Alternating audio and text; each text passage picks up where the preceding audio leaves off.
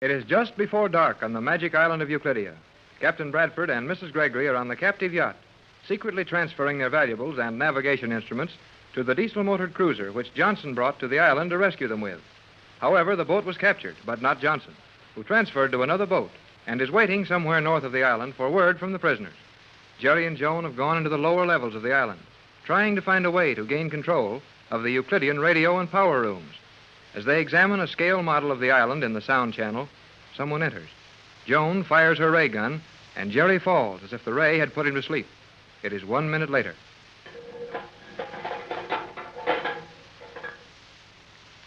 Was that the door? Yes, Jerry. The guard is gone. You need not whisper.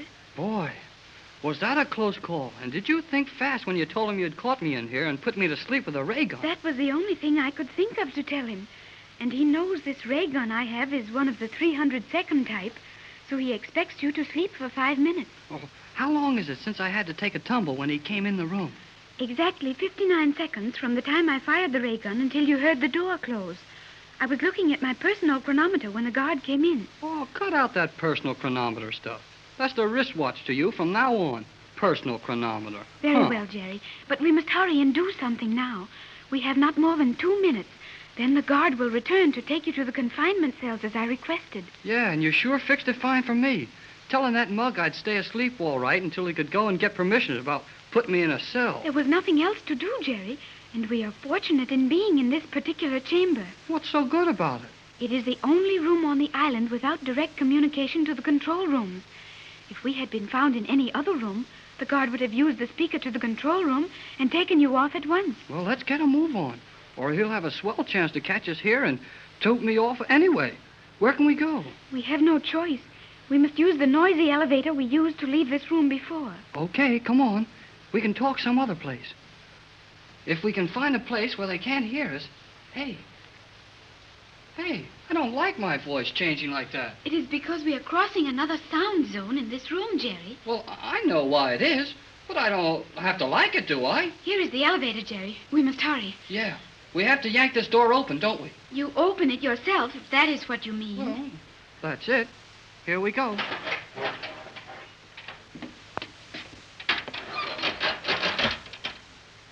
Now where? I must think a moment, Jerry. Think fast, then. When that guy comes back and finds we're gone, he'll know this elevator's the only place we could possibly be. That is right, Jerry. Push the indicator for the 4th level. We will go up and leave the car there. I think I know where we may find a room in which to discuss our plans further. Here goes.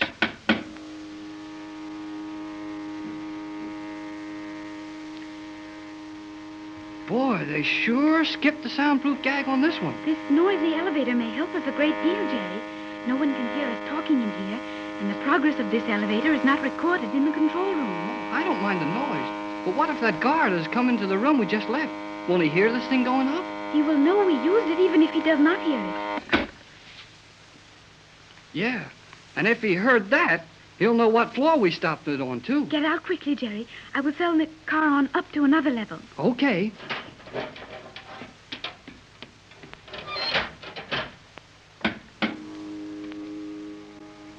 Boy, listen to the quiet. You cannot listen to quiet, Jerry.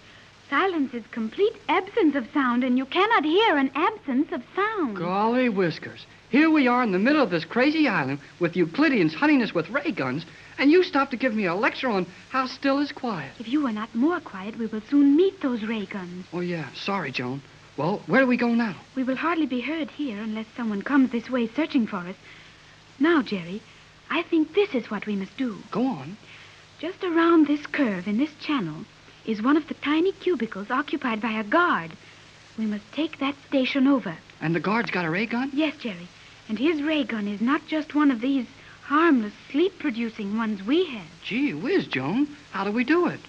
We will have to catch him off his guard for an instant and put him to sleep with one of our ray guns. Yeah, but even if we get a chance to do that before he uses his gun on us, won't he have that protective paint on his hands and face so the rays won't hurt him any? Yes, he will undoubtedly have that. But I have noticed the Euclideans many times putting the paint on. They are very careless, Jerry. They hardly ever bother to put it on the backs of their necks or behind their ears. We could easily put the guard to sleep if he would turn his back. Yeah, And if we only had a few minutes more down in that sound room, we could have covered ourselves with that paint. And by this time, that guard will be down there looking for us. And we must hurry, Jerry. Now we will walk quietly around the first turn in this wall. Then, I have it. You will go and speak to the guard. Tell him who you are. Explain that you are looking for the laboratory to wake the scientists up with the formula Captain Bradford has given you. Yeah? Then what? Pretend to be very stupid, Jerry. Even more so than you seem at times. Hey! Then you will get the guard to come out of his little niche in the wall and turn to point the way for you.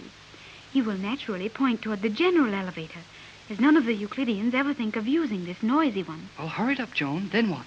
Then he will have his back turned this way, and I shall use my 300-second ray on him. In that way, I will be sure of hitting the back of his head. And we can only hope he was careless in putting on the protective paint. Wait a minute. How straight do those guns shoot? You have seen them work, Jerry. Well, I mean, how much does the beam scatter? How far do I have to be away from the guy so he won't hit me with a ray? You may be within inches of him, Jerry.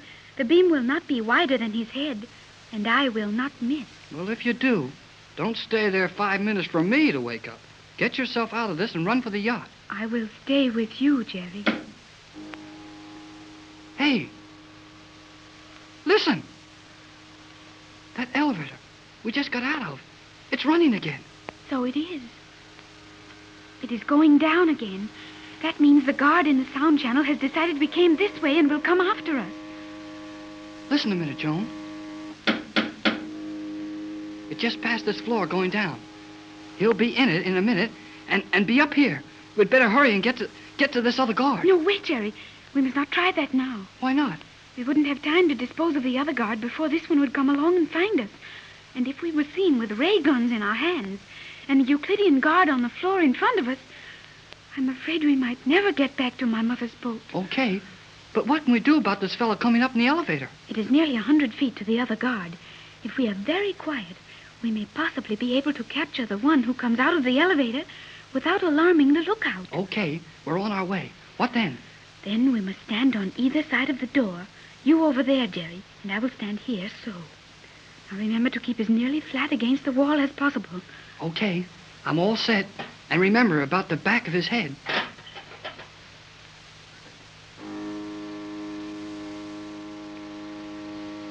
The elevator is starting now. Yeah, and he's only got one floor to come. When you hear the magnets catch again, the car will be at this floor. He's getting nearer now. Have you your ray gun ready? Yeah, if I don't get nervous and shoot myself. Hush, Jerry. Ready.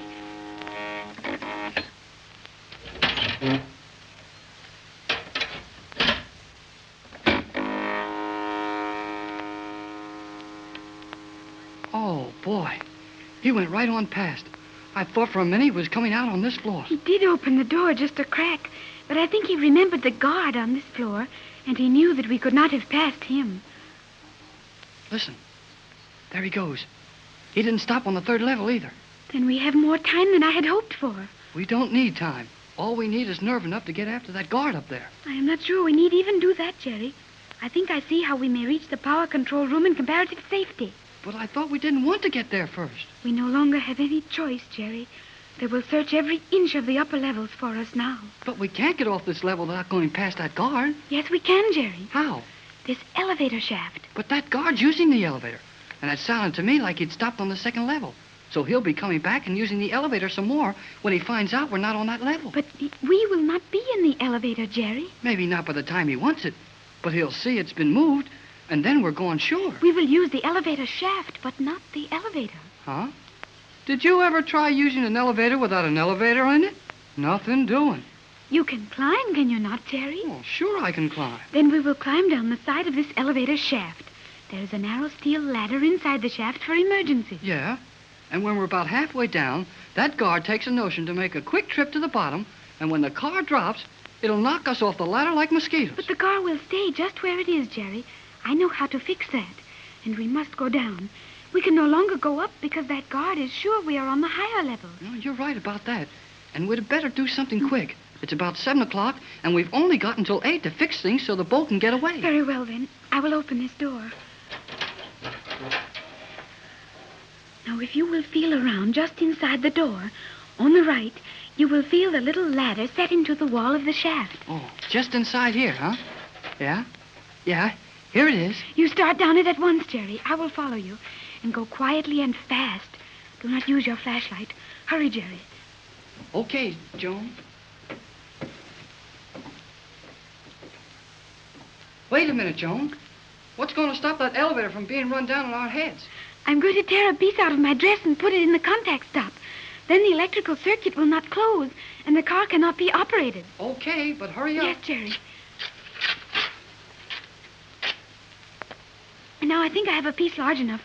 Go on down the ladder, Jerry, so I may step on it and partially close the door after me. Going down, Joan.